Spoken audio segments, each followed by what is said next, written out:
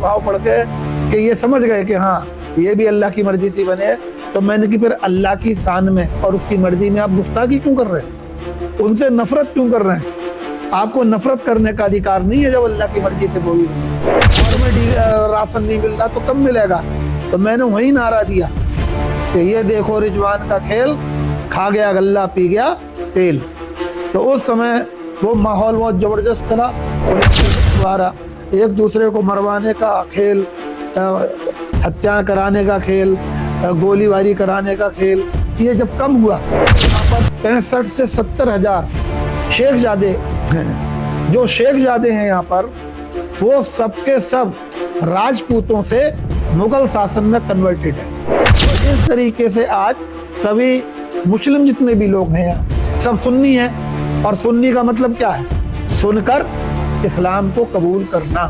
सपा की दुष्कामियों के कारण, उनके प्रत्याशियों के जुर्म के कारण ये परिवर्तन हुआ। पहले यहाँ क्या था कि जो भी विधायक हुआ करते थे, जो भी सरकार हुआ करती थी, उनके थाने बढ़ जाया करते थे। क्योंकि मेरे यहाँ 100 से अधिक बच्चे MBBS कर रहे हैं मेरी कॉन्स्टिट्यूंसी में। ये भी मतलब उत्तर प्रदेश का जो है पहला ही उदाहरण होगा। एक्चुअली क्या है कि ये मेरे इर्द गिर्द भी बहुत सारे लोग घूमते हैं, कार्यकर्ता हैं, हमारे नेता हैं, कार्यकर्ता हैं, वो साथ रहते हैं, लेकिन ये अधिकार किसी को नहीं दे रखा है कि ये थाना तेरे हिसाब से चलेगा। देखा है जकात, जमात, फितरा, ये इस्लाम में लगातार बढ़ रहा है और अच्छी बात है, बढ़ना ही चाहिए। मैं कोई ग्रुपबाजी नहीं करता, मैं अपना केवल काम करता हूँ, अपनी लाइन को, अपनी रेखा को आगे खींचता। कुछ लोग ऐसे होते हैं जो दूसरों की रेखा, लाइन मिटाने का काम करते हैं। ये मनसा लोगों की बन गई है, आम जन की, कि भाई सर्वेश जी के बाद अगर डायरेक्ट जनता में ग्राउंड पे कोई इतने लोगों का आवागमन है, आना जाना है, इतना जनता में कोई घूमता रहता है, इतने लोगों, पूरे जिले के लोग जहाँ आते जाते हैं, अब उसमें उनकी अपनी अपनी डिमांड है। तो उन्होंने उस समय भी, मैं जब MLA नहीं था तब भी काम करता था, जाता था, तो लोगों ने, अपने कार्यकर्ताओं ने, शुभचिंतकों ने, आम जनमानस ने यह समीक्षा कर रखी है कि भाई कौन टक्कर दे सकता है। 222 से हो सकता है कि 270 पड़े, लेकिन 170, 172 वोट मुझे फिर मेन चुनाव में भी मिलेगा।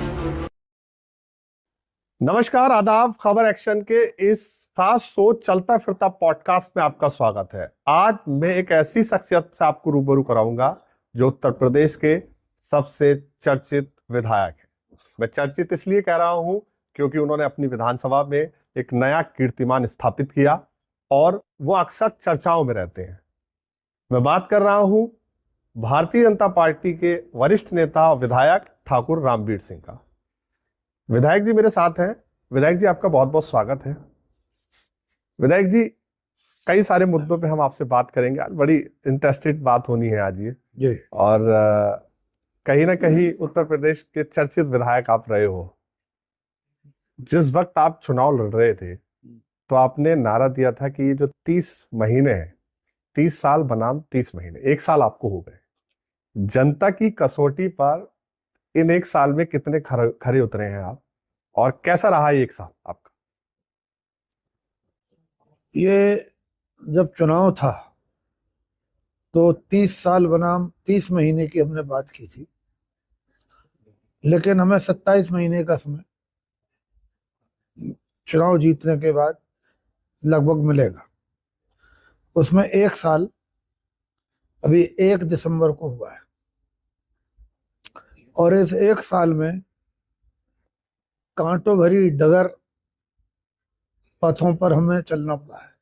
क्यों चलना पड़ा है कि इससे पहले कभी भी चुनाव कुंदर की विधानसभा में विकास के नाम पर नहीं हुआ, जनता के सम्मान के नाम पर नहीं हुआ, जनता की इच्छाएं क्या हैं इस आधार पर नहीं हुआ। पहले जब भी चुनाव हुआ, जो जो चुनाव लड़ने आए प्रत्याशी, जो जो यहाँ से MLA मंत्री बने, उन्होंने एक ही मुद्दा रखा कि जी आप मुस्लिम हो, हम मुस्लिम हैं, हम कौम की हिफाजत करेंगे, कौम की नुमाइंदगी करेंगे और आप हमें वोट दो।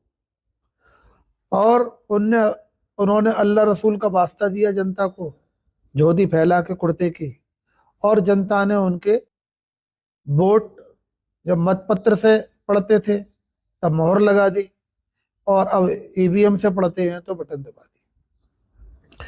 उसके बाद भी जनता उन्हें चंदा भी देती थी, उसके बाद काम भी करती थी, उनकी बेगारे भी करती थी, नेताओं की बेगारे करती थी, उनके आगे पीछे रहती थी, लेकिन जनता के काम, उनके विकास के काम, उनके व्यक्तिगत काम, उनकी खुद तरक्की के काम जनप्रतिनिधियों ने कभी नहीं किए। जब बसपा का दौर था तो मुरादाबाद में एक बहुत बड़ा दंगा इसी कुनर की विधानसभा के डींगरपुर में हुआ, और वहाँ अशोक कुमार जी, जो आजकल मैं समझता हूँ कि आईजी होंगे कहीं, उस समय डीआईजी एसएसपी मुरादाबाद हुआ करते थे, बहन जी की सरकार थी, उनकी इतनी पिटाई की डींगरपुर में कि वो आज तक भी अपने हाथ पैरों पर सीधे खड़े नहीं चल पा रहे होंगे जहां भी होंगे। और जो डीएम थे शेखर जी, वो तो वहां से भाग के जान छुड़ाई। ये हालात बसपा के शासन में इस विधानसभा क्षेत्र के थे, और तमाम लूट मार थी लोगों की। उससे आजिज होकर लोगों ने कहा कि भाई अब बसपा से हम आजिज हो चुके हैं, लिहाजा अब सपा को हम लाना चाहते हैं। तो उन्होंने सपा के साथ साथ दिया, और जब सपा का साथ दिया तो 2012 में समाजवादी की सरकार आई, और जब समाजवादी की सरकार आई तो फिर मार काट शुरू हो गई क्षेत्र में। जो बसपा में पावर में थे लोग, उन्हें सपा में पावर में आते ही लोगों ने खूब मारा, हर गांव में झगड़े हुए, गोलियां चली, खून खराबे हुए, मुकदमे 1500-1700 मुकदमे पर थाने में पहुंच गए।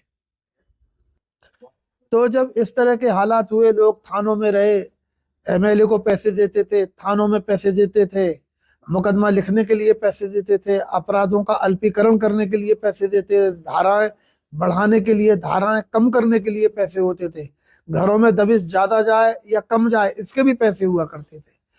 और उसके बाद लोगों ने फरारी काटी, खेतों में, थानों में पिटाई झेली, और जेलों में जेल काटी, कचहरियों में बहुत सारे सिस्टम जो कचहरी में होता है उसके धक्के खाए।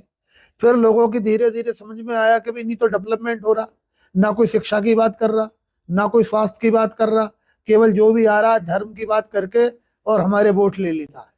तो हम ये सब बात पिछले 25 सालों से हम इस क्षेत्र में काम तो 35 सालों से कर रहे हैं, 55 साल। पहली बार इस दौरान आप चुनाव हारे भी, कहा जाता है बहुत कम वोटों के अंतराल से भी आप चुनाव है। आपके मुकाबले पे चुनाव जो भारतीय जनता पार्टी के अन्य प्रत्याशी लड़े वो वहां तक पहुंच भी नहीं पाए, लेकिन आपने मुसलमानों के वोट हरवा लिए।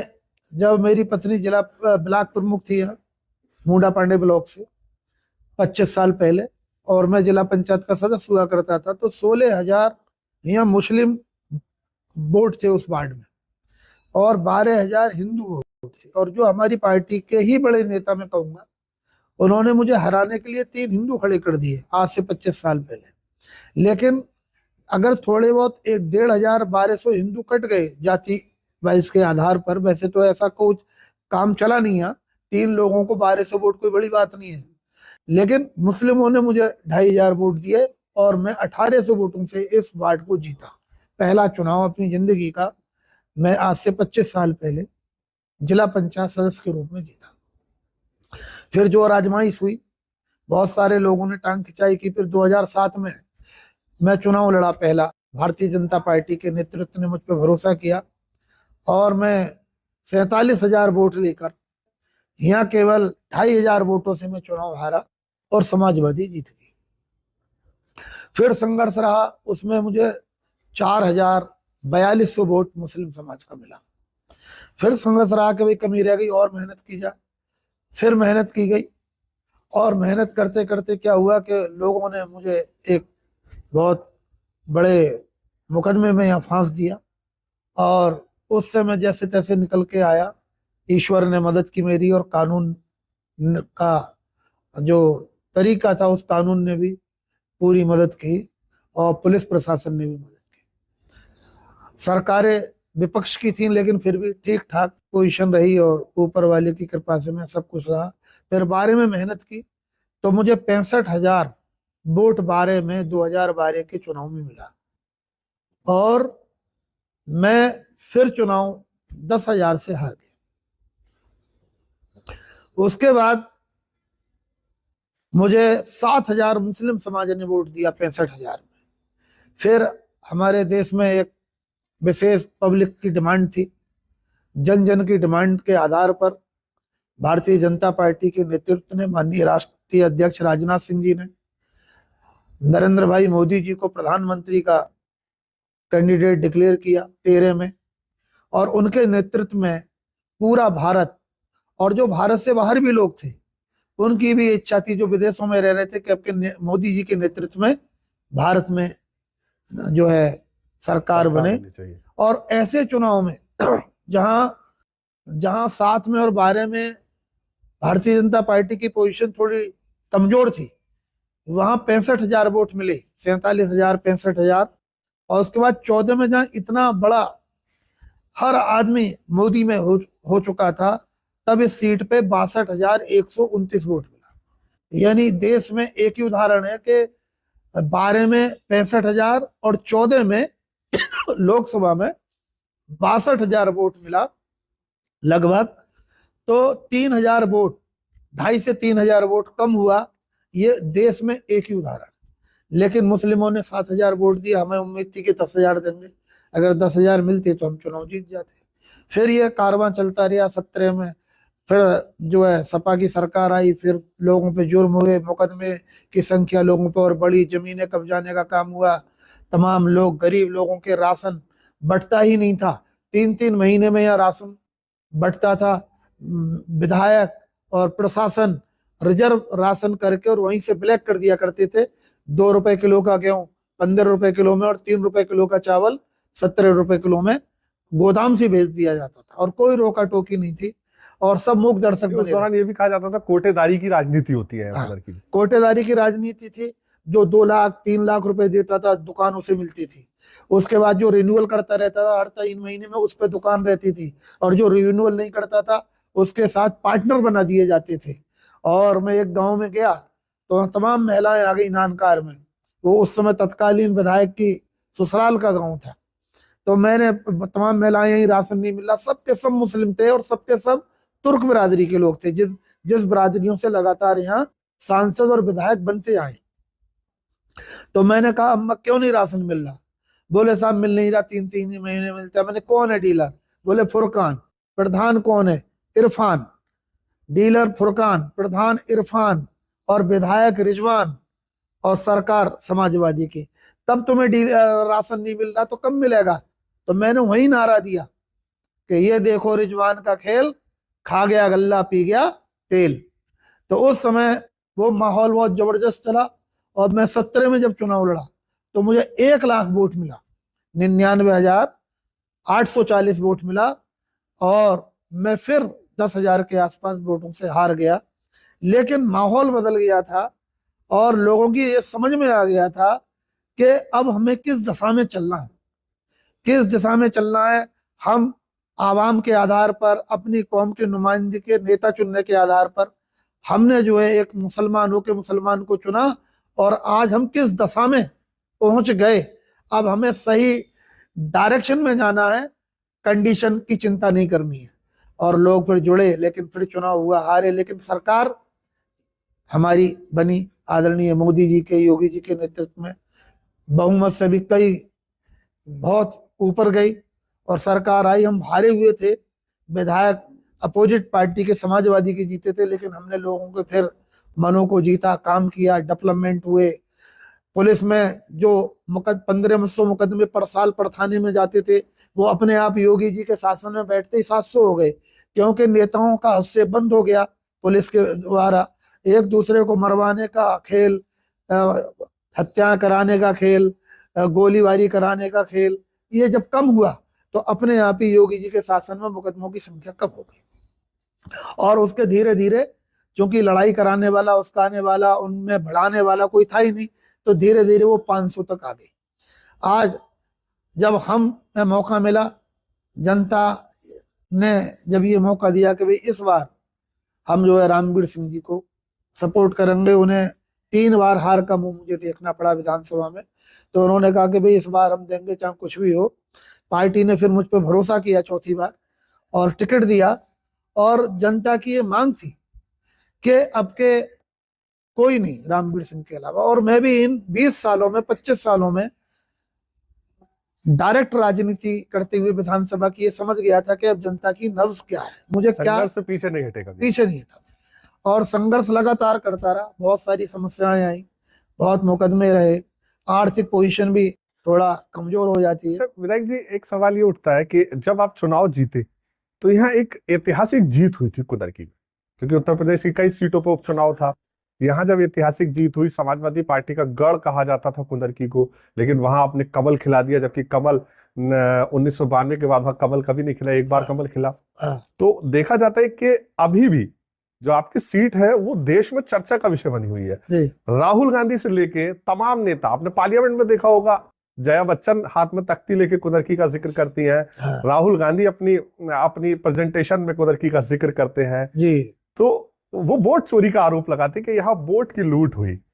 तो क्या ये वोट की लूट हुई या फिर रामवीर सिंह के 25 साल का संघर्ष था, क्या था ये, क्या किस तरीके से देखते हैं आप इसको?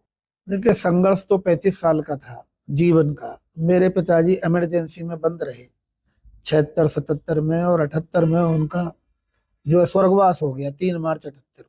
तो संघर्ष तो मेरा बचपन से ही था, लेकिन इस क्षेत्र की पॉलिटिक्स में, जिला पंचायत में, ब्लॉक प्रमुखी में 35 साल से मैं लगातार लगा रहा। और डायरेक्ट जो है राजनीति में जो है, मैं एमएलए की भी मुझे 25 साल हो गए करते हुए। ये अलग बात है कि मैं 3 चुनाव हारा, अब चौथा जीता हूँ। लेकिन यहाँ जब नब्ज समझ में आ गई तो पहले कुछ मुद्दों पे यहाँ चुनाव हुआ करते थे, केवल कौम के आधार पर लोग वोट दिया करते थे। लेकिन मैंने उन सब चीजों को देखा, बहुत नजदीक से समझा। तो जैसे हमारे पार्टी की जब बैठक होती थी, लखनऊ से, दिल्ली से हमारे वरिष्ठ नेता आते थे और जनता बैठी होती थी, और चूंकि ब्लॉक प्रमुख भी हमारे साथी, हमारे सहयोगी या हम ही रहे, तो उसमें जब वो भारत माता की जय बोलते थे, तो जो मुस्लिम समाज के हमारे यार दोस्त थे, कार्यकर्ता थे, वो भारतीय जनता पार्टी के कार्यकर्ता कम थे, हमारे कार्यकर्ता ज्यादा थे। तो उनके चेहरे पे भी जो है ना थोड़ा सा हवाइयां उड़ती थी जब भारत माता की जय और भगवान श्री राम की जय जब बोली जाती थी, तो वो उसे बोलते नहीं थी। मैं ये चीज देखता रहता था कि आखिर इन्हें इतना कितना गूढ़ तरीके से समझा दिया गया है। जो मेरे इष्ट मित्र हैं वो भी भारत माता की जय नहीं बोलते। मादरे वतन जिंदाबाद बोलने में उन्हें खुशी होती थी, लेकिन बिस्मिल्लाह रहमान रहीम बोलने में उन्हें बहुत खुशी होती थी, लेकिन भारत माता और भगवान जय श्री राम बोलने में वो इंटरेस्ट नहीं रखते थे। मैं गांव गांव गया, और जब मैं गांव गांव गया और मैंने कहा कि भाई ये बताओ कि जन्नत कहाँ है, तो अगर हिंदू से आप पूछोगे कि स्वर्ग कहाँ है तो वो अपना अपना प्रेजेंटेशन करेगा, लेकिन अगर मुस्लिम से पूछोगे कि जन्नत कहाँ है तो वो कहेगा कि माँ के कदमों में। हमने कहा भाई माँ के कदमों में जन्नत क्यों है, अब्बा के कदमों में क्यों नहीं है, अब्बा की अम्मा के कदमों में क्यों नहीं है, खाला के कदमों में क्यों नहीं है, आपा के कदमों में क्यों नहीं है। तो इस बात का उन पर कोई तर्क नहीं हुआ करता। तो हमने उन्हें बताया कि माँ के कदमों में जन्नत इसलिए है कि वो हमें 9 महीने पेट में रखती है, प्रसव पीड़ा के बाद हमें जन्म देती है, खुद गीले में सोती है, हमें सूखे में सुलाती है, खुद भूखा रहती है, हमें खाना खिलाती है, इसलिए माँ के कदमों में जन्नत होती है। तो लोगों की धीरे धीरे समझ में आया। और हमारी माओ की भी माँ कौन है, अब इस बात पे वो चुप हो जाते थे मुस्लिम समाज वर्ग के लोग। तो मैंने कहा हमारी माओ की भी माँ ये भूमि है। और ये भूमि क्यों है माओ की भी माँ, ये इसलिए है भूमि माओ की भी माँ क्योंकि हम माँ की गोद से जन्म होने के बाद हमारा जितनी भी गंदगी है शरीर की ना, वो सब गंदगी इस भूमि के अंदर जाती है, बचपन से लेके, जन्म से लेके और मरने तक।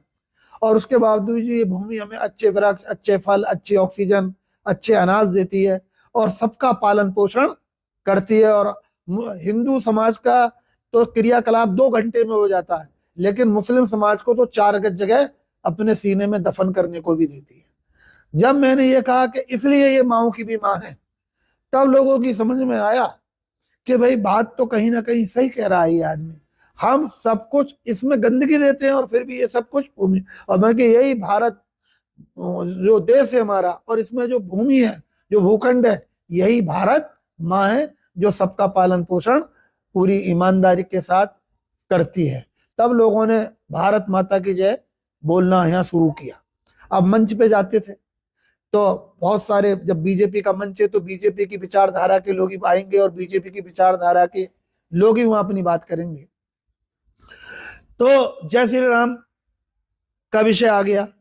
तो मैं कई जगह जाता था मुस्लिम समाज में, तो जब वो मंच पर जब कार्यक्रम में जय श्री राम में हमारा साथ भी दिया करते थे, तो मैं मुस्लिमों में जाके बिस्मिल्लाह रहमान रहीम बोल दिया करता था। तो वो बहुत खुश हुआ करते थे कि भाई तालियां बजाते थे। तो मैं उनसे कहता था भाई इसका मतलब बताओ क्या है। तो बहुत सारे लोग तरह तरह का मतलब बताते थे कि साहब मैं अपनी बात शुरू करने से पहले अल्लाह का जिक्र कर रहा हूँ, अल्लाह को याद कर रहा हूँ। अपना विषय रखने से पहले मैं जो है अल्लाह के को सजदा कर रहा हूँ। और मैंने कि जय श्री राम बोलने का मतलब क्या है? वो भी तो अपनी बात रखने से पहले अल्लाह का या ईश्वर का जिक्र ही करना है और उसे याद ही करना है, एक ही चीज है। भाषाएं अलग अलग हैं, भारत माता, वंदे मातरम और मादरे वतन और मदर इंडिया, भाषाएं अलग अलग हैं, भाव सबका एक है। ऐसे ही बिस्मिल्लाह रहमान रहीम और जय श्री राम का भी मतलब एक ही है। बस आपको इन्हीं बातों के आधार पर आपसे वोट लिए गए और आपके मान सम्मान पे, आपकी धन संपदा पे चोट की गई। तो धीरे धीरे ये बात समझ में आई और उन्होंने जो है अपने आप को तैयार करना शुरू कर दिया। मैं जाता था, एक हमारे अगर जैसे पेड़, ये आप देख रहे हैं चारों तरफ पेड़ हैं, अगर इनके पत्ते हिल रहे हैं, हम हिंदू समाज से पूछेंगे भाई इनके पत्ते क्यों हिल रहे हैं, तो वो सीधा साधारण सा जवाब देंगे कि हवा चल रही है तो इसके पत्ते हिल रहे हैं। लेकिन अगर मुसलमान से पूछते थे हम कि भाइयों ये बताओ कि ये पत्ते क्यों हिल रहे हैं, तो कहते थे खुदा की मर्जी से। खुदा की मर्जी नहीं होगी तो पत्ता हिल नहीं सकता।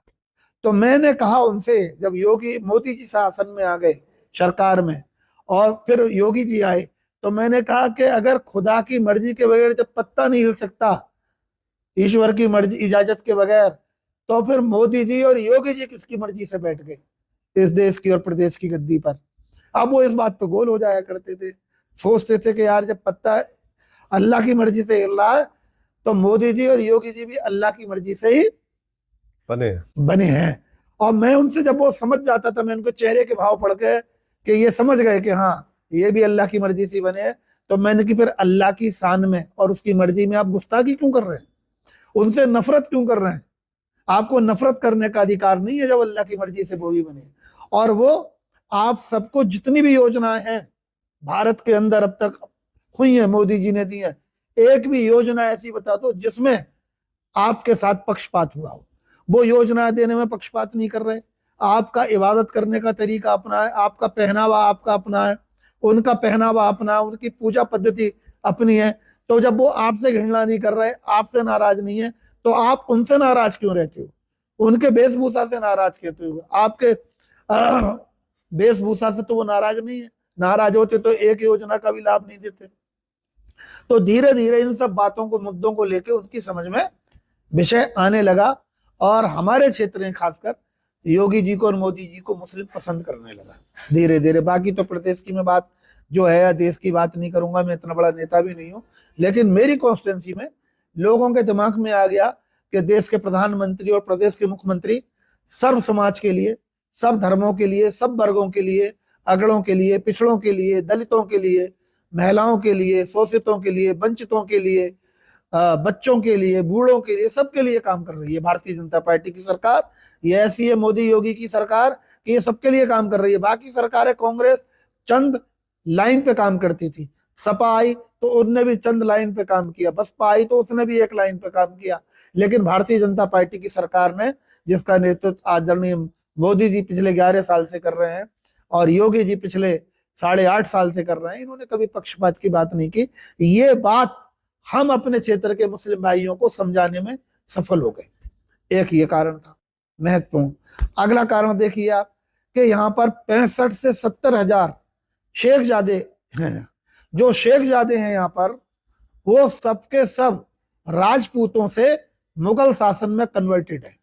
वो कुछ लोग जजिया कर के कारण कन्वर्टेड हो गए, कुछ लोग लगान नहीं दे पाते थे अपनी भूमि का, इसलिए कन्वर्टेड हो गए, कुछ लोगों की बहन बेटियों की इज्जत का विषय आया तो मजबूरी में वो उन्होंने। एक सवाल मैं यहाँ ये करता हूँ आपसे कि आपने चुनाव के दौरान एक जिक्र किया था कि मेरी बिरादरी के 1 लाख वोट यहाँ है, हाँ। मैं उसकी वजह से भी चुनाव जीता हूँ, मतलब उसे भी हाँ। आपने शेयर दिया। हाँ बिल्कुल किया। जबकि आपकी जो ठाकुर बिरादरी है वो 20 से 30 हजार के बीच, हाँ तो 25,000। फिर ये 1 लाख वोट कहाँ से, क्या 1 लाख कौन सा वोट, गणित आपने लगाया ये? 25,000 वोट जो इस समय एक्चुअल राजपूत है, और 65 से 70,000 जो इस समय यहाँ कन्वर्टेड राजपूत है, वो मिला लोगे आप तो ये लगभग 1 लाख की संख्या, 95,000 प्लस की संख्या बैठेगी। तो वो जो राजपूत थे उन्हें हमने उनके मूल को जब याद कराया कि हम मजबूरी के कारण, किसी स्वार्थ के कारण, या कलमा, हमने, हमारा ईमान कलमे पे आ गया, हमने, हमारे पूर्वजों ने कलमा पढ़ लिया, उसके कारण हमने धर्म परिवर्तन, पूजा पद्धति स्वीकार कर ली। तो मैंने कहा कि आप भले ही आपने पूजा पद्धति जो स्वीकार किया आप वही करते रहे, लेकिन धर्म बदल गया है आपका, लेकिन आपका डीएनए आज भी राजपूतों का है। तभी आप लोगों में आपस में तमाम झगड़े होते रहते हैं, और लोग जो बीच के लोग हैं वो झगड़े कराने में भी सफल होते हैं, जैसे मुगलों के शासन में लोग झगड़े कराने में सफल राजपूतों में हुआ करते थे। तो उनके दिमाग में आगे फिर वो अपने गोत्रों को ढूंढने लगे, और जब गोत्रों को ढूंढा तो यहाँ निशान मिलते हैं, जैसे चूहा नगला गांव है, सबके सब शेखजादे रहते हैं, तो वो कभी चौहान नगला हुआ करता था। वहां आज भी जो है होली की जमीन आरक्षित है और होली रखी जाती है। आप यहाँ पे खरक खरक गांव है एक, जैसे बीरपुर बरियार कहते हैं, वहां 3 दिन तक लगातार होली का मेला खेलते हैं, और सब नए कपड़े पहन के खेलते हैं, रंग लगाते हैं एक दूसरे को, और कम से कम 200 सालों से उनके पूर्वज जो आज भी 100 साल के बैठे हुए हैं, वो कह रहे हैं कि हम जो है मेला ऐसे ही खेलते आए हैं। बहुत जश्न मनता है, ईद से के बराबरी का जश्न वो होली पर मनाते हैं। तो पता चला उनके मूल में कि वो जो घोसी हैं सब मुस्लिम, वो कभी यादव हुआ करते थे, यादव समाज से। तो इस तरीके से आज सभी मुस्लिम जितने भी लोग हैं यहाँ सब सुन्नी हैं, और सुन्नी का मतलब क्या है? सुनकर इस्लाम को कबूल करना, ये सुन्नी का मतलब है, और कोई थोड़ी है। तो सब इस क्षेत्र में सुन्नी है। सिया तो मुश्किल से 1,000-1,500 सिया रहते हैं जो एक्चुअल में। तो ये जब हमने उन्हें याद कराया तो सब लोग फिर धीरे धीरे हम में और वो उनमें कोई अंतर महसूस नहीं हुआ, और एक होने लगे, और जो है एक दूसरे का सम्मान, एक दूसरे की शादी ब्याहों में जाने लगे। और ये एक लंबी बहुत कहानी है, और इस पे इतनी लंबी कहानी, तो एक ये भी इशू चुनाव में मुख्यमंत्री जी चला। ने भी जिक्र किया था कि कुदरती को लोगों को अपना गोत्र याद आ गया, गोत्र इसलिए याद आ उन्होंने गया, रामवीर सिंह को चुना। सबको अपने अपने गोत्र याद आ गए। तो ये विषय भी बहुत लंबा चला है, और इसके कारण भी इतना बड़ा परिवर्तन हुआ। एक तो सपा की दुष्कामियों के कारण, उनके प्रत्याशियों के जुर्म के कारण ये परिवर्तन हुआ। दूसरा, हमने विषय समझा लिया। अब अखिलेश जी ने यहाँ 2 सभाएं की थी इस कुनरकी में चुनाव के दौरान, तो रिजवान जो उनके प्रत्याशी थे, उन्होंने बोल दिया कि मैं तो 4 बार का एमएलए हूं और मेरा ये नाम है। यहां से तो हमारे राष्ट्रीय अध्यक्ष जी समाजवादी का पट्टा अगर कुत्ते के गले में भी बांध देंगे तो यहां से कुत्ता चुनाव जीत जाएगा। हमने ये इशू चुनाव में आ गया तो हमने यही कहा, हम मुस्लिम भाइयों में गए, मैंने कि भाइयों क्या बोला है प्रत्याशी ने सपा के अखिलेश जी के सामने, राष्ट्रीय अध्यक्ष जी के सामने? बोले जी ये बोला है कि अगर सपा का पट्टा भी कुत्ते के गले में पड़ जाएगा तो यहां से कुत्ता जीतेगा चुनाव। तो मैंने कि आपके कौम की और आपके वोट का कोई मतलब नहीं है, केवल समाजवादी के पट्टे का मतलब है कि पट्टा जीतेगा, आपकी कौम और आपकी वोट की कोई हैसियत नहीं है। तो उनके दिमाग में ये टच की बात, बोले यार बिल्कुल सही है कि समाजवादी का पट्टा होगा तो जीतेगा, हमारा वोट हो या ना हो इस बात से कोई मतलब नहीं है। तो जब ये अपील की तो मुस्लिमों ने खुद अपने अपील की कि इस बार हम ये दिखा देंगे कि हमारे वोट से जीतेगा यहाँ आदमी या समाजवादी के पट्टे से जीतेगा। और इसकी क्रिया प्रतिक्रिया में सब लोग लामबंद हुए और उन्होंने इस तरह की वोटिंग अपनी मर्जी से की। मुझे चंदा भी दिया, मुझे अपनी गाड़ियां भी दी, मेरे साथ भी रहे, अपने घर से खाना खा के आए, उन्होंने अपने घर जाके खाना खाया और अपनी गाड़ियों से दीवानों की तरह मेरे चुनाव में आगे पीछे चले। और उसका परिणाम हुआ कि 82,000 मुस्लिमों का वोट मुझे यहाँ मिला पहली बार। पहले भी मिला था, 2,500 से स्टार्टिंग हुई मेरी जिला पंचायत से लेके, फिर 4,007 में, 7,012 में, लगभग 26,000 वोट 17 में, और अब 82,000 वोट मिला। अभी लोकसभा में हमारे चुनाव हुआ 24 में, परमेश्वर लाल सैनी जी को पार्टी ने लड़ाया, उन्हें भी 8,000 मुस्लिमों ने वोट दिए। हम पूरी ताकत से लगे और मुस्लिम समाज ने वोट दिए, तभी वो 85,000 पे पहुंचे। आप देखें 19 के चुनाव में 20,000 कम, 22 के चुनाव में 18,000 कम, उसके बाद फिर इस चुनाव में 24 की लोकसभा में जो है फिर 15-17,000 कम, और जीत का अंतर कितना हो गया, 43,000 से 57,000।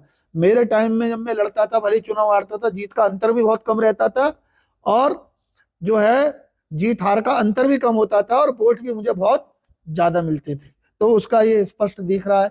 38,000 वोट 2014 चुनाव के मुकाबले लोकसभा के उत्तर प्रदेश में 38,000 वोट बढ़ाने वाला मैं व्यक्ति हूँ। अन्यथा जो 2014 में वोट मिला आदरणीय मोदी जी के नेतृत्व में, लगभग वही वोट 2017 में 10-5 हजार ऊपर नीचे रिपीट हुआ, और बहुत ज्यादा कम और ज्यादा नहीं हुआ। मेरे यहाँ 38,000 कम हुआ।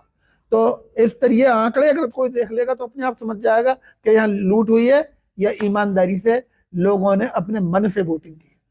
विधायक जी, काफी दिनों से आपके यहाँ देखता हूँ कि जनता दरबार लगता है, बड़ी संख्या में लोग, जब आप विधायक भी नहीं थे तब भी यहाँ आते थे। लेकिन मैं देखता हूँ कि ठाकुर रामवीर सिंह, और लोगों में चर्चा ये रहती है कि ठाकुर रामवीर सिंह चमक धमक वाले लोगों से थोड़ा दूर रहते हैं। अगर आपके यहाँ जनता दरबार होता है तो जो अंतिम पंक्ति में व्यक्ति बैठा हुआ होता है, जो वोटर है, आम वोटर जो काम के नहीं आता है, आप उसे बुला लेते। तो क्या एक ये भी कारण रहा चुनाव में जिस तरीके से आपकी जीत हुई, ऐतिहासिक जीत हुई? जी, ये महत्वपूर्ण कारण। पहले यहाँ क्या था कि जो भी विधायक हुआ करते थे, जो भी सरकार हुआ करती थी, उनके थाने बढ़ जाया करते थे। ये 7 थानों से घिरी हुई विधानसभा है, कुनरकी, मैनाठेर, मुंडा पांडे, कटघर, भगतपुर, भोजपुर और पाकौड़ा। इन 7 थानों में तय कर दिए जाते थे कि भाई अमुक आदमी ये थाना देखेगा, अमुक व्यक्ति वो थाना देखेगा, ये अमुक व्यक्ति ये तहसील देखेगा, अमुक व्यक्ति ये परगना देखेगा, तुम इस चौकी को देखोगे, आप इस सप्लाई विभाग को देखोगे। इस तरह के बांट दिए जाते थे डिपार्टमेंट। जैसे मुख्यमंत्री ने डिपार्टमेंट बांट दिए प्रदेश में, या प्रधानमंत्री जी ने बांट दिए, तो यहाँ का विधायक भी जो भी रहा, जिसकी भी सरकार रही, उसने यहाँ के लोगों को डिपार्टमेंट बांट दिए। तो वो सिमट के 40, 50, 25 लोग रह जाते थे, और वो ही सब काम, उन्हीं के द्वारा विधायक सब काम किया करते थे। जब मैंने देखा कि यार गरीब आदमी जब जाता है तो उनकी खुशामद करता है 2-3 दिन, उन बिचौलियों को पैसे देता है, और जब बिचौलियों को पैसे देता है तो फिर वो विधायक के पास ले जाते हैं, फिर उधर से डिमांड होती है। तो ये बिचौलियागिरी भी मैंने पिछले 25 साल से अपनी तरफ से खत्म कर रखी थी। मैं सीधे लोगों की बात सुनता था, जो सबसे पीछे बैठता था उसे सबसे आगे बैठा के मैंने बात की हमेशा, और आज भी करता हूँ। और आज इस थाने में ये कोई नहीं कह सकता कि मैं इस थाने का मालिक हूं, मैं इस चौकी का मालिक हूं। सब लोग, आज आप देखिए कि जहां 1500 मुकदमे थे, वहां 150 मुकदमे पे विधानसभा में थाने रह गए। 150 में 1350, 1300, 1200 मुकदमे अपने आप खत्म हो गए। और जब 1200, 1300 मुकदमे खत्म हुए तो 5 वादी और 5 मुलजिम, और एक में 5 मुलजिम, और उन 5 में 25 उनके घर वाले, मिनिमम लगाओ 10 से कम तो है ही नहीं मुस्लिम रेशियो, कहीं भी ना वादी का ना हो।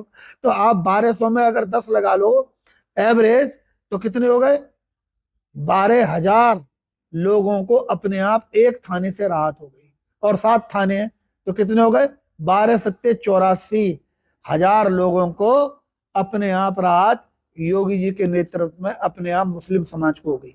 पहले क्या था, यहाँ गांव गांव बुलारो हुआ करती थी, एक आध।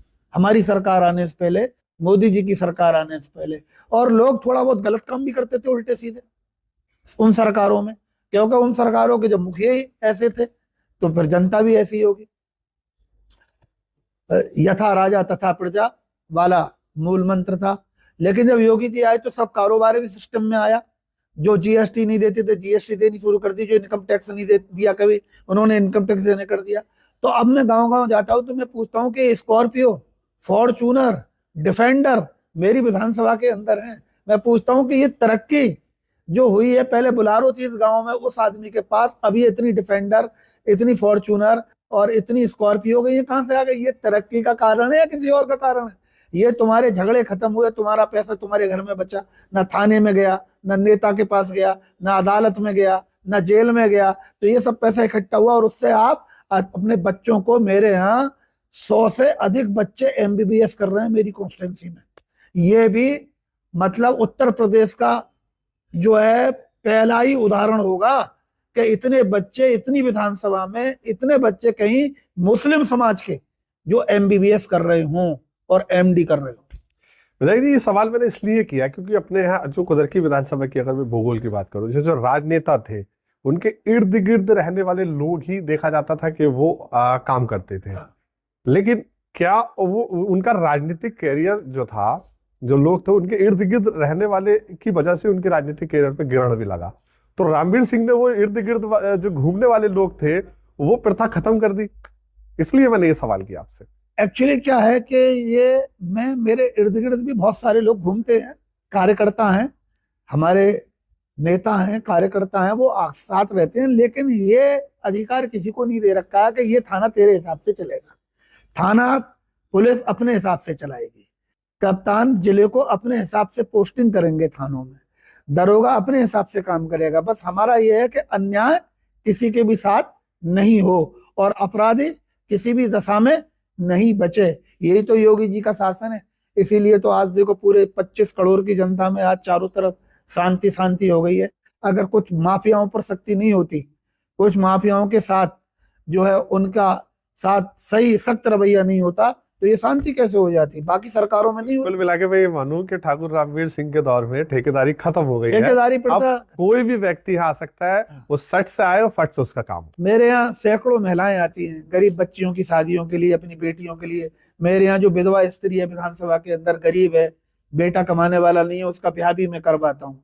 हर शादी में, हर बेटी की शादी में मेरे यहाँ से एक डिनर सेट भी जाता है। इसलिए जाता है कि वो जब अपनी ससुराल जाएगी, सास को, ससुर को, देवर को, अपनी जेठानी को जब वो खाना खिलाएगी उन बर्तनों में, तो उसे एहसास हो जाएगा कि जब विधायक दहेज दे सकता है इस बेटी के लिए और ये डिनर सेट भेज सकता है, तो इसका वो चाचा, मामा, ताऊ, कुछ ना कुछ भाई, कोई ना कोई रिश्ता है। तभी आदमी ने यहाँ तक ससुराल तक 4 बर्तन भेजे हैं डिनर सेट के रूप में, तो उसका सम्मान बढ़ जाता है। मेरी विधानसभा कुंदरकी की बेटियों का, चाहे वो बेटी किसी भी जाति और धर्म की हो, इससे कोई लेना देना नहीं है। मैं सभी के साथ ऐसा व्यवहार करता हूँ। एक गाड़ी केवल इसी काम पे रहती है। विकास पे आ जाते हैं हम। जब से 1 साल क्योंकि आपको हो गया, विकास में क्या क्या हुआ कुंदरकी में और क्या आपका प्लान है भविष्य का? आप देखिए, कुंदरकी की जो 15 सालों से सड़क, कुंदरकी डींगरपुर की जो सड़क खराब थी, तो आदरणीय योगी जी के नेतृत्व में आज वो सड़क इतनी बढ़िया बन गई है कि उस पर चलने वाले ना हजारों लोग, लाखों लोग गुजरते हैं उस पे और हजारों लोगों के मुंह से और दिल से दुआएं निकलती हैं। इतना बड़ा काम जो 15 साल हमारी सरकार आने से भी 7-8 साल से जो सड़क खराब थी, वो आज बन के कंप्लीट हो गई है। वहां के किसानों की जमीनों के रेट जो 25-30 हजार रुपए बीघे थे, लाख रुपए बीघे थे, वो आज 50-60 लाख रुपए, 70 लाख रुपए बीघे हुए हैं। तो ये आम जनता को ये भी फायदा हुआ है, किसानों को फायदा हुआ। उसके बाद डींगरपुर कुंदरकी मार्ग के बाद फिर डींगरपुर रतनपुर कला पागबड़ा मार्ग, जो 2 लेन था, बहुत दिक्कत थी, घनी आबादी थी, सब ये मुस्लिम क्षेत्र की बात कर रहा हूं मैं। वहां 4 लेन हो गया SEZ तक, उधर तक पागबड़े तक 4 लेन है। पूरी सड़क नई बन गई, कुछ और कुछ बन रही है, निर्माणाधीन है। तो वहां पर रेट जो 50 लाख रुपए था, वो अब 1 करोड़ से ऊपर क्रॉस कर गया। ये फायदा किसका हुआ? ये फायदा यहाँ की आवाम का हुआ, खासकर विशेषकर मुस्लिम समाज का हुआ। आवागमन सुगम हुआ और उस रोड पर भी जो 15-17 किलोमीटर की रोड है, उस रोड पर भी जो भी जाता है वो दिल से दुआएं उसके निकलती हैं, जब उसे झटके नहीं लगते और जाम नहीं लगता। ये इतने 2 बड़े काम, इतने बड़े काम यहाँ हो गए विकास में। बाकी लगभग 50 करोड़ से ज्यादा की सड़कों का यहाँ स्पेशल रिपेयर हुई और 50 करोड़ की सड़कों से ज्यादा यहाँ नई बन गई हैं। और इसके अलावा 2 स्टेडियम, एक मूडा पांडे ब्लॉक में, एक कुंदरकी ब्लॉक में स्टेडियम बन गया है। जहां तक आप डेवलपमेंट की बात कर रहे हो, हर घर जल की व्यवस्था में जो है टंकियां लग रही हैं और बहुत मुस्तैदी से काम प्रदेश में योगी जी और मोदी जी के नेतृत्व में यहाँ उसमें भी चल रहा है। और जितनी भी योजनाएं थी, वृद्धावस्था पेंशन हो, विधवा पेंशन हो, दिव्यांग पेंशन हो, किसान सम्मान निधि हो, वो पूरी मुस्तैदी से बगैर बिचौलियों के आज डायरेक्ट वो बेनिफिट मिल रहा है। अभी मुख्यमंत्री विवाह योजना है, हम हर साल अपनी विधानसभा में 1000, 1200, 1500 लड़कियों का 2000 तक ये टारगेट गया है। उन बेटियों का हम विवाह कराते हैं जिनके पिता नहीं है, जो गरीब हैं, जिन पे भूमि नहीं है, और उनके विवाह हो रहे हैं। उसमें जाति, धर्म, अगड़ा पिछड़ा कुछ नहीं देखा जा रहा है, केवल गरीबी देखी जा रही है और पात्रता देखी जा रही है, और वो काम हो रहा है। तो ये जो काम हो रहा है इस तरह के, इसके अलावा आप जाओगे तो एक स्टेट हाईवे की मैं आदरणीय योगी जी से मांग कर चुका हूँ कई बार, और वो मेरी मांग पर सहमत भी हैं, जो डियर पार्क से लेके और शाहबाद तक, रामपुर तक जाता है। तो उसकी भी मांग, एक जैतिया फिरोजपुर, जैतिया सादुल्लापुर के बीच में एक पुल है। ये दो बड़े काम हमारे अभी रह गए हैं। बाकी एक इंटर कॉलेज हम बहुत जल्दी यहाँ मुस्लिम प्रधानमंत्री जन अल्पसंख्यक कल्याण के माध्यम से कराने जा रहे हैं।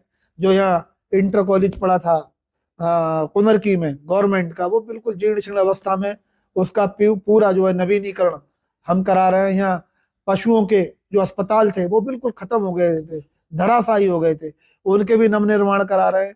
CHC, PHC जो है, वहां पर आज ऐसी व्यवस्था है इस कुनरकी विधानसभा में कि कभी जिला अस्पताल में नहीं हुआ करती थी। योगी जी के शासन से पहले जिला अस्पताल में इतनी व्यवस्था, मेडिकल कॉलेज में इतनी अच्छी व्यवस्था नहीं होती थी जो आज हमारे CHC और PHC केंद्र पे होती है। अल्ट्रासाउंड की मशीन है, एक्सरे मशीन है, अल्ट्रासाउंड मशीन है, फुल बॉडी चेकअप मशीन है, ये सब कुछ लग चुकी है और सब स्मूथली काम कर रही हैं। हमारे अधिकारी जो स्वास्थ्य विभाग के हैं, मुख्य विकास अधिकारी और नीचे के जो भी डॉक्टर हैं, सब लगे। कितना करोड़ का काम था आपने करा दिया होगा? मैंने अब तक लगभग 250 करोड़ से ऊपर का काम मैं अपनी विधानसभा में करा चुका हूं, और अभी तो आधा समय हुआ, इस आधे समय में और काम, बहुत जबरदस्त काम होंगे। और लोगों में खुशी है इस बात की कि आज कोई भी सड़क, एक सड़क से दूसरी सड़क पर चढ़ता है तो 4-5 सड़कों को छोड़ दिया जाए, तो अब कोई भी सड़क ऐसी नहीं है जिसका नवीनीकरण या स्पेशल रिपेयर नहीं हो पाई है। तो ये खुशी है कि भाई पहले कितने गड्ढों में सड़क हुआ करती थी, सड़क में गड्ढे नहीं हुआ करते थे, ऐसे हालात थे, सड़कों का जाल बिछा। हाँ, आज पुलिस बहुत अच्छा काम कर रही है, प्रशासन बहुत अच्छा काम कर रहा है हमारे मुरादाबाद में। बाकी तो जो लोग की जानकारी आप लोगों को रखते ही होंगे, तो उन कामों की जन सुनवाई बेहतर हो रही है। हम भी जन सुनवाई बेहतर कर रहे हैं, हमारी पुलिस प्रशासन के लोग भी जन सुनवाई बेहतर कर रहे हैं। इस कारण भी अब योगी जी की सरकार और मोदी जी की सरकार इस प्रदेश में और देश में बहुत बेहतर रहेगी। अभी देखिए आप, जो लोग कह रहे थे ना बिहार के चुनाव को, कि बिहार के चुनाव में ये होगा, इंडिया गठबंधन इतने पे पहुंच गया, इतने पे पहुंच गया, इतने पे पहुंच गया, मैं आपको बहुत ही संक्षेप में बताना चाहूंगा कि जब हमारे अटल अडवाणी जी के नेतृत्व में हम लोगों ने काम किया, आदरणीय बाबूजी कल्याण सिंह जी के, राजनाथ सिंह जी के नेतृत्व में, कलराज मिश्रा जी के नेतृत्व में, लालजी टंडन जी के नेतृत्व में, बहुत सारे हमारे लीडर थे, उनके नेतृत्व में हम जब काम करते थे, तब भी हमारे लोग जो है ना जनता की नब्ज को समझते थे कि जनता की जरूरतें क्या हैं, युवाओं की क्या जरूरतें हैं, बुजुर्गों की क्या तकलीफें हैं, अनाथ बच्चों की क्या परेशानियां हैं, विधवा स्त्री की, बहन की क्या दिक्कतें हैं। एक नवयुवती जा रही है, जवान बेटी जा रही है, बहन जा रही है, रात में दिन में उसके साथ क्या क्या छिछोरे हरकतें करती हैं, ये सब बातें उस समय भी पता थी। लेकिन वो जो है शासन प्रदेश में भी आए, केंद्र में भी आए, तो जिनके नेतृत्व में हमने काम किया योगी जी, मोदी जी से पहले, उनमें बाबूजी कल्याण सिंह जी को अगर थोड़ा सा उन पे चर्चा ना करके, बाकी सभी लीडर बहुत सरल थे और सरलता में सरकारें आई भी गई भी, वो अपनी बात समझाते थे। लेकिन दूसरी तरफ भी थोड़ा लोग धुरंधर थे। मैं मुलायम सिंह जी की बात करूं तो वो नीचे से आए थे। लालू यादव का इतिहास जो भी रहा हो, लेकिन वो गरीबी में उन्होंने समय काटा, लालू यादव ने और मुलायम सिंह जी ने। जो चंद्रशेखर जी थे वो भी थोड़ा नीचे से ही आए थे, लेकिन राजा विश्वनाथ प्रताप सिंह जी ज्यादा समय तक नहीं चल पाए, वो प्रदेश के मुख्यमंत्री बने, देश के प्रधानमंत्री बने। लेकिन जनता क्या चाहती है ये समझना थोड़ा आसान नहीं है। योगी जी, मोदी जी भी बहुत नीचे से आए और वो जनता क्या जानती है, उनकी जरूरतें क्या हैं, उनकी बहनों बेटियों के लिए सुरक्षा कैसी चाहिए, ये उन सब ने इस पे भी काम किया। और बिहार में जंगल राज था। तो अब जो इनके उत्तराधिकारी बचे हैं, कांग्रेस के उत्तराधिकारी हों, सपा के उत्तराधिकारी या लालू के उत्तराधिकारी हों, इन्हें तो ये सोने की चम्मच कहते हैं ना लोग, ये तो सोने की चम्मच लेके पैदा हुआ। ये सोने की चम्मच नहीं, ये सोने का डिनर सेट और चमचा लेके पैदा हुए। तो ये जनता की नफ्स को जानते नहीं है कि जनता को जरूरत किस चीज की है, क्या बोलना है, प्रेजेंटेशन क्या रखना है, और जनता उस पर कितना अमल करेगी, कितना नहीं करेगी। इन्होंने एसआईआर में इतना हल्ला काट दिया बिहार में। जो सही काम हो रहा है चुनाव आयोग द्वारा, जिसका सरकार से कोई मतलब नहीं है, चुनाव आयोग ने जो समझा वो कर रहा है। अब चुनाव आयोग 12 राज्यों में कर रहा है, तो इन्होंने हल्ला काट दिया। तो लोगों को लगा यार चुनाव आयोग सही कर रहा है, ये मोदी जी को गाली दे रहे हैं, प्रधानमंत्री जी को गालियां दे रहे हैं। तो जनता में रोष व्याप्त हो गया इस बात का कि चुनाव आयोग का कदम सही है, और ये दोष प्रधानमंत्री को दे रहे हैं और उन्हें जाति की और माँ तक की गाली दे रहे हैं। तो लोगों ने उसी का परिणाम ये आया कि भाई इन नौसखियों के साथ नहीं जाना है, जिन्होंने जंगल राज बिहार में किया वापस नहीं लाना है। और फिर योगी जी के नेतृत्व, मोदी जी के नेतृत्व में, और योगी जी के और नीतीश जी के प्रयास में, और नीतीश जी के नेतृत्व में फिर वही सरकार बनाने का काम बिहार में किया। अब वोट चोरी की बात कर रहे हैं, जैसे कुनरकी में वोट चोरी कर रहे थे, वोटों की लूट की बात कर रहे थे, अब बिहार में करने लगे। अब मेरा एक सवाल ये उठता है कि एसआईआर चल रहा है। हाँ। एसआईआर को लेकर वो समाजवादी पार्टी लगातार ये कह रही है कि बिहार में एसआईआर हुआ, और भी जो विपक्षी दल है वो कह रहे हैं एसआईआर की वजह से हम बिहार हारे, अब उत्तर प्रदेश में क्यों जरूरत है। और समाजवादी पार्टी के नेता तो ये कह रहे हैं कि उत्तर प्रदेश में एसआईआर की कोई जरूरत ही नहीं है, बीएलओ की मौत हो रही है, टाइम बढ़ाना चाहिए, तमाम सवाल खड़े हो रहे हैं। चुनाव आयोग से इन्होंने मांग की समय बढ़ाने की, तो चुनाव आयोग ने समय भी बढ़ा दिया 1 हफ्ते का। लेकिन मैं आपको ये दावा कर सकता हूं अपने एक्सपीरियंस से 35 वर्षों के, और जो मैं मुस्लिम समाज में रहता हूं, देखता हूं, एक भी मुस्लिम भाई इस देश में ऐसा किसी भी मीडिया पे, print media, electronic media, social media पे ऐसा नहीं आएगा आने वाले समय में जो ये कह दे कि मेरा वोट, मेरे पिता मेरे दादा इस देश के थे और मेरा वोट नहीं है। बिहार में एक भी व्यक्ति ऐसा ला पाए ये विपक्षी ढूंढ के जिसने ये कहा हो कि मेरा वोट कट गया? एक भी मुस्लिम भाई ने कहा है बिहार में? किसी चैनल पे देखा है आपने? तो वोट तो कटे। वोट किसके कटे? यहाँ भी कटेंगे।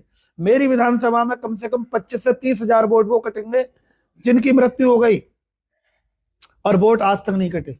जिन बेटियों की, बहनों की शादी हो गई, वोट आज तक नहीं कटे।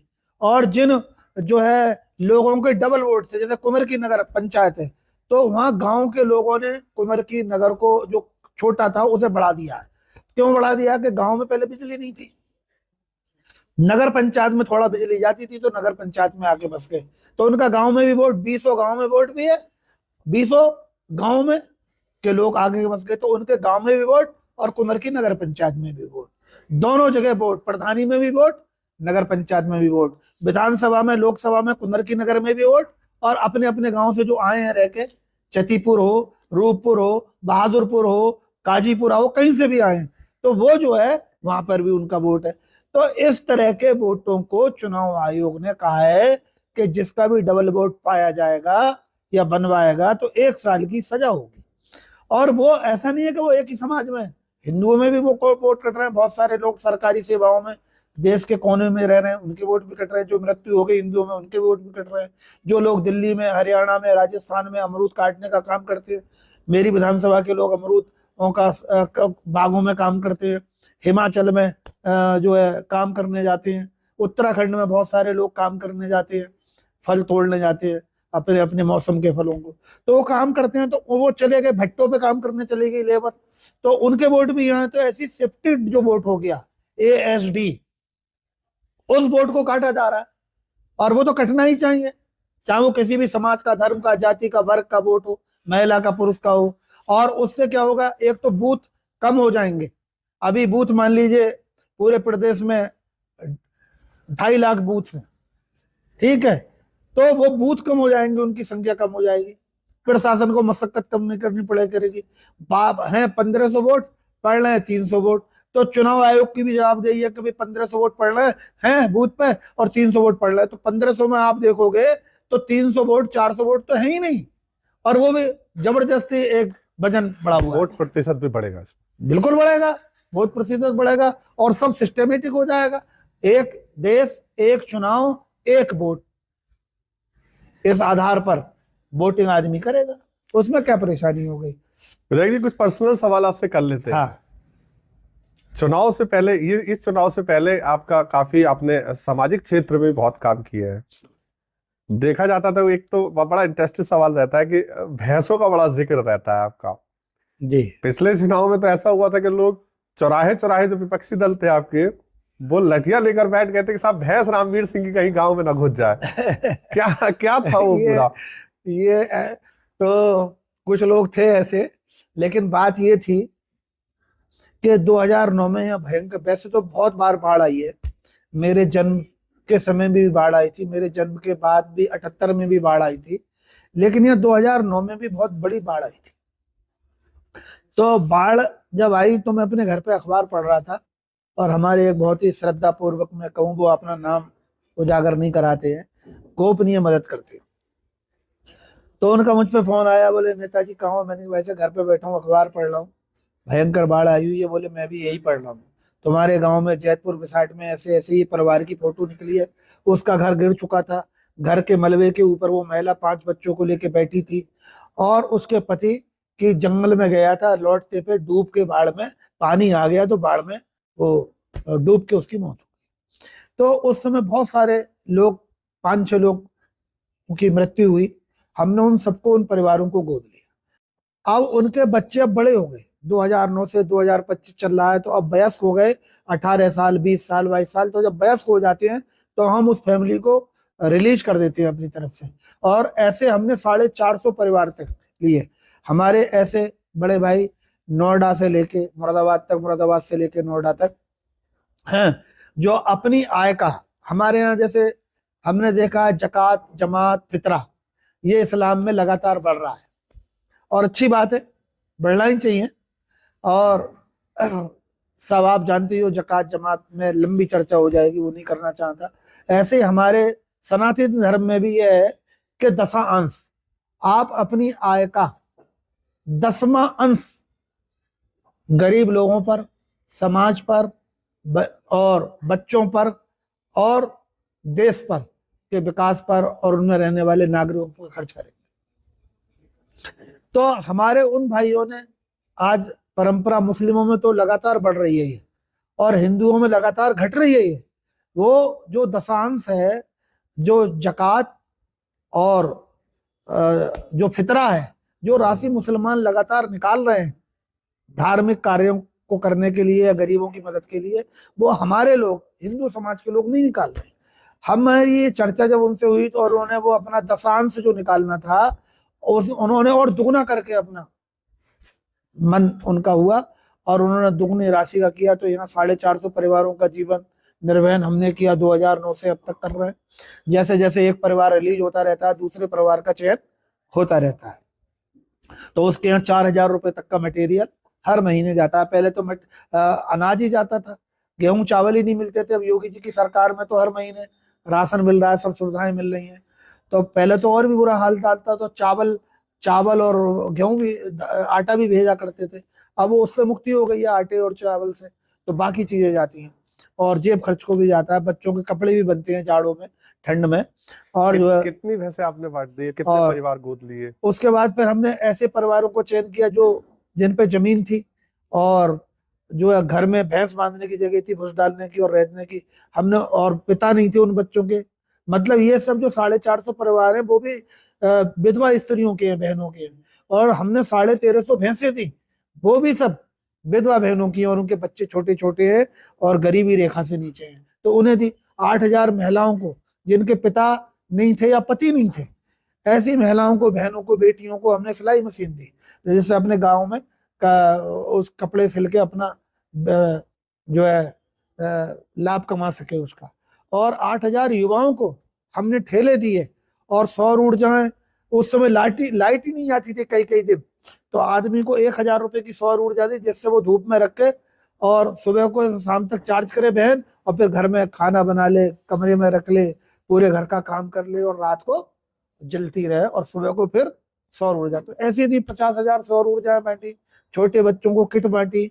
तो ये काम तो हमने 100 करोड़ से भी ज्यादा का रामपुर और मुरादाबाद में। रामपुर जाने का क्या मतलब था विधायक जी, वहां भी आपने काम किया? रामपुर में क्या जाने, रामपुर से लोकसभा चुनाव लड़ने का इरादा था नहीं वो आपका? तो लोगों ने कयास लगा दिए कि 19 में टिकट मांगेंगे, लेकिन चूंकि मेरा पड़ोसी जनपद है, मुरादाबाद मुख्यालय जाने में मुझे 20 मिनट लगता है और रामपुर जाने में मुझे केवल 10 मिनट लगता है।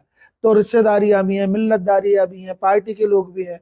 तो मैंने कहा यार रामपुर में, जो मुरादाबाद मुख्यालय से भी नजदीक है, तो मेरी जो विधानसभा है कुमर की, उसका 50 किलोमीटर का पार्ट और रामपुर जिले के 50 किलोमीटर की सीमाएं मिलती हुई हैं, शाहबाद सेफनी से लेके और आपके जो है ठिलियादान तक, परसूपुरा बाजे तक, रतनपुरा तक ये सीमाएं लगती हैं। तो चूंकि मुझे जाते आना जाना रहता है, उधर के लोग इधर, इधर के लोग उधर, पार्टी से भी जुड़े हुए हैं, तो इसलिए वहां काम किया गया कि भाई बराबर का जनपद है, इसलिए काम करो। तो समाज का काम करने के लिए स्वार्थ नहीं देखे जाते।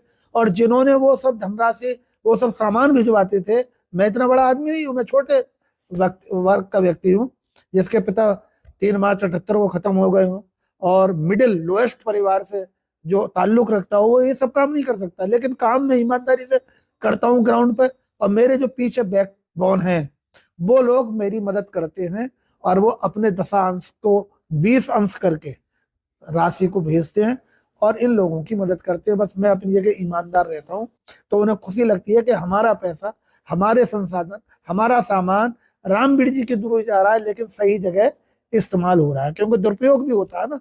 इसलिए तो वो मैं उनके नाम नहीं बता सकता, क्योंकि उन्होंने मुझसे मना कर रखा है, ना वो कभी मंच पर आए, ना माइक पर आए, ना मेरे किसी इंटरव्यू में उनका नाम आता है। विधायक जी, आपका क्रिमिनल हिस्ट्री भी रही है। हाँ चर्चित हत्याकांड में भी आपका नाम आया। जी। लोग मतलब ये कहते हैं कि बाहुबली भी कह देते हैं आपको कि रामवीर सिंह बाहुबली विधायक है, क्योंकि कई सारे बाहुबली नेताओं से भी आपके ताल्लुकात देखे जाते हैं, ताल्लुक है, आप अक्सर उनके साथ देखे जाते हैं। क्या पूरा घटनाक्रम रहा था, कैसे ये क्रिमिनल हिस्ट्री आपकी बनी? बाहुबली का नजरिया अपराध से नहीं है। बाहुबली का दृष्टिकोण यह है कि जो सर्व समाज को, सब वर्गों के लोगों को, धर्मों के लोगों को साथ रखता हो, जिसके आगे पीछे 150 लोग हर समय रहते हो। अब ये दृष्टिकोण बाहुबली का था कि जिसपे ज्यादा बल हो, बहुत बल वाला बाहुबली होता था। बहुत बल किसका होगा? जिसके आगे पीछे 50-100 लोग सहयोग के लिए, इष्ट मित्र, सहयोगी, दोस्त जिसके साथ रहेंगे, वो बाहुबली है। बाहुबली का कोई भी परिभाषा जो है आपराधिक को या अपराध को परिभाषित नहीं करती।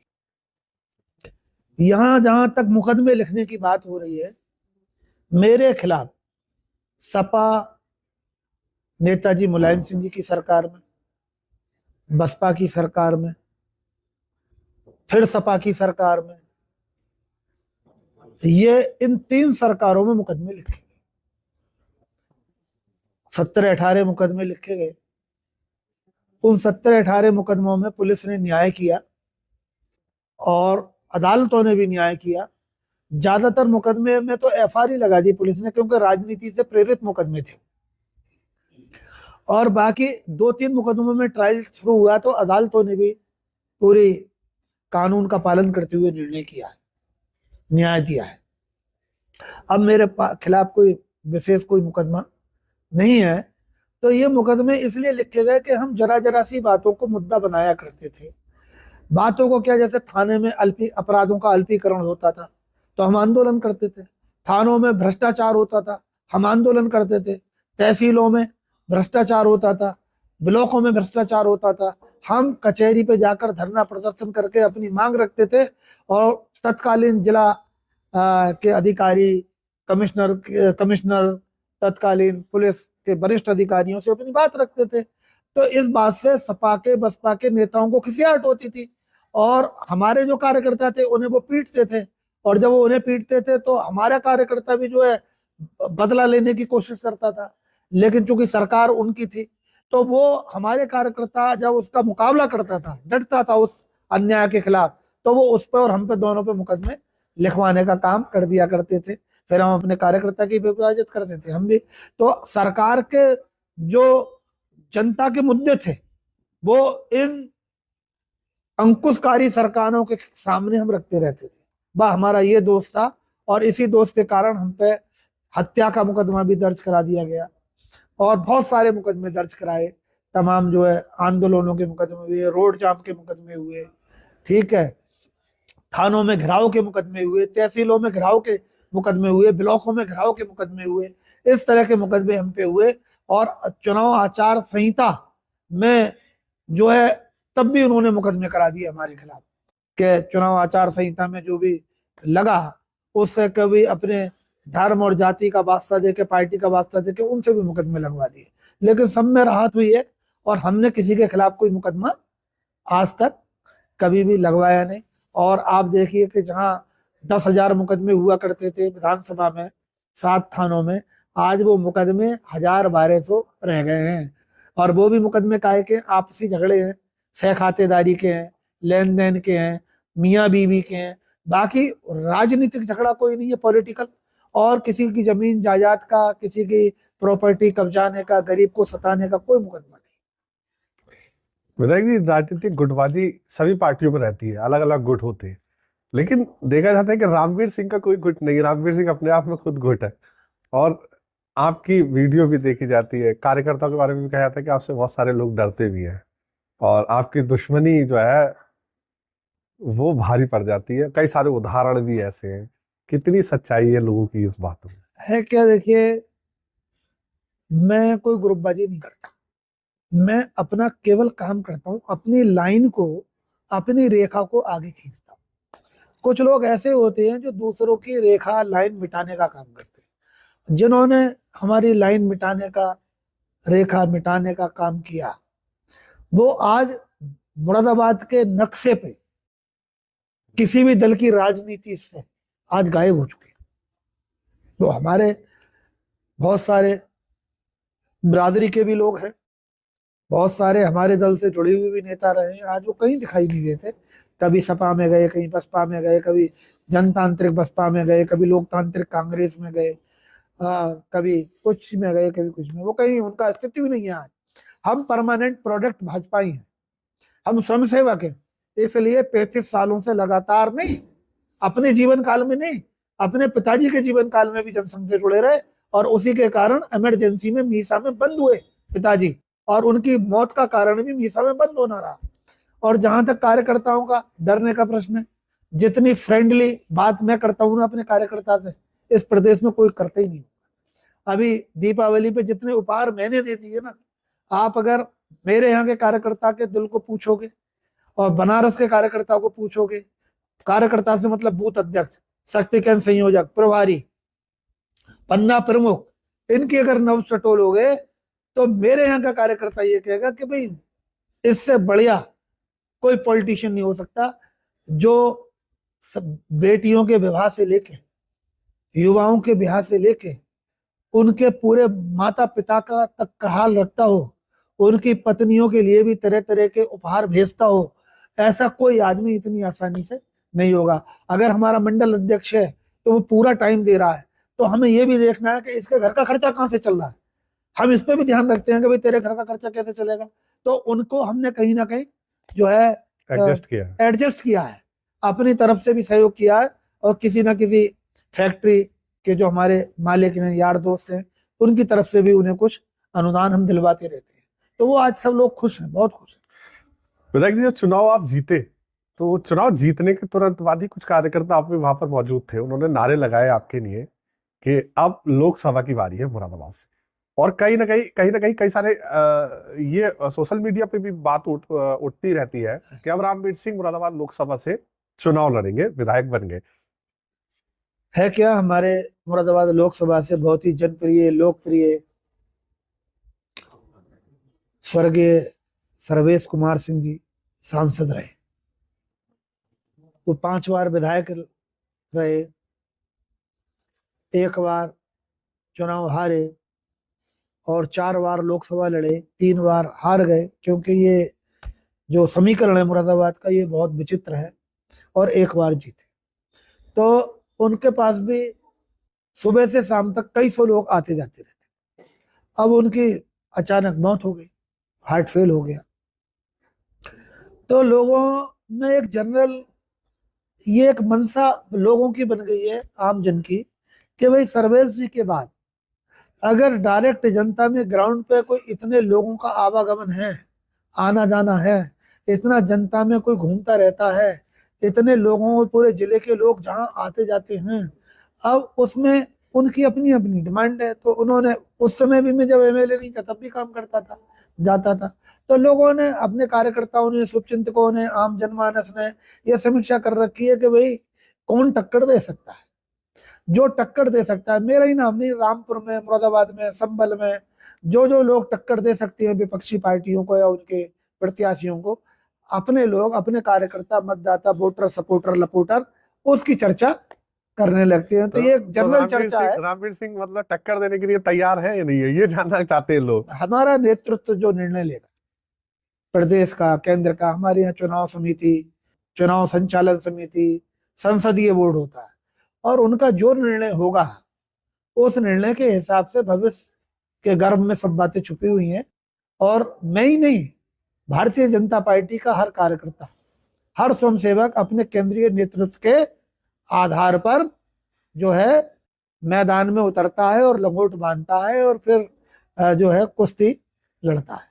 चलिए बात खत्म करते हैं। एक आखिरी सवाल मेरा आपसे ये है कि 2027 का चुनाव नजदीक है। 2027 के लिए ठाकुर रामवीर सिंह ने क्या पूरा प्लान बना रखा है, और कहीं ना कहीं जो कुदरकी पे ऐतिहासिक जीत यहाँ हुई है, तो वो मुसलमानों का निर्णायक वोट जो मिला है भाजपा को, तो ये उत्तर प्रदेश की राजनीति में एक नई दशा पैदा करेगा। एक नया, कहीं ना कहीं एक नया आपने पार्टी को वो दे दिया फॉर्मूला के साथ, हर विधानसभा पे ये लागू होना चाहिए। और कुदरती विधानसभा पे कितने तैयार हैं? है क्या कि बिहार का चुनाव,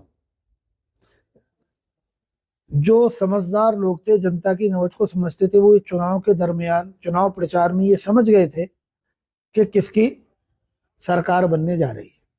और तमाम चैनल्स ने भी अपनी अपनी गणना चुनाव प्रचार के दौरान की। और जैसे ही चुनाव जिस दिन वोट पड़े, शाम को 6-7 बजे जो है सभी चैनलों ने अपने अपने आंकड़े पेश कर दिए।